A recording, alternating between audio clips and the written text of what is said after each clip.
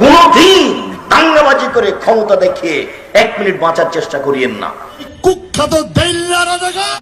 আমি রাজাকার নই। ওই আরাম এসে কারাগারে থাকবে ওই দেলোয়ার হোসেন সাইদে, এই দেল্লা রাজাকার। আমি রাজাকার নই।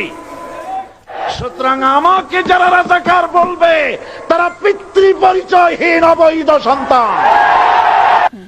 মেজর শাহজাহান ওমর বীরুত্তম, তাকে আমি জিজ্ঞেস করেছি যে সাইদির বিষয়টা।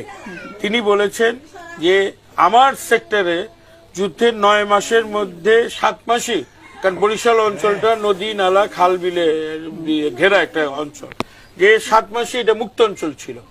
বরিশাল হেডকোয়ার্টার শহর, পটুয়াখালী হেডকোয়ার্টার, এরকম 2-1টা জায়গা ছাড়া বেশিরভাগ এলাকায় তার নিয়ন্ত্রণে ছিল। তিনি কোথাও কোনো রাজাকার, পিস কমিটির লোকজন এগুলিকে কোথাও তিনি থাকতে দেন নাই। আর তিনি বলেন যে এই নামে কারো একটা ইম্পর্টেন্ট কারোর কথা আমি শুনি নাই। আপনার কারণে দলীয় দাপটে হাজারো মানুষ ঢাকা জেলে আছে, ঢাকা কেন্দ্রীয় কারাগারে আছে, 20 বছর থেকে পড়ে আছে। নিজেও জানে না আমি কেন জেলে, জজ জানে না কেন জেলে, উকিল জানে না কেন জেলে। 20 বছর থেকে আছে।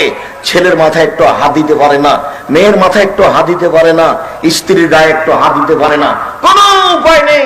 আর আপনি ক্ষমতা দেখিয়ে মিথ্যা সাক্ষী দিয়ে তাকে জেলে দিয়েছেন, দিন রাত আহল পরিবার নিয়ে খাচ্ছেন। আপনার বিচার তাড়াতাড়ি হবে, বিচার আপনার দেরিতে হবে।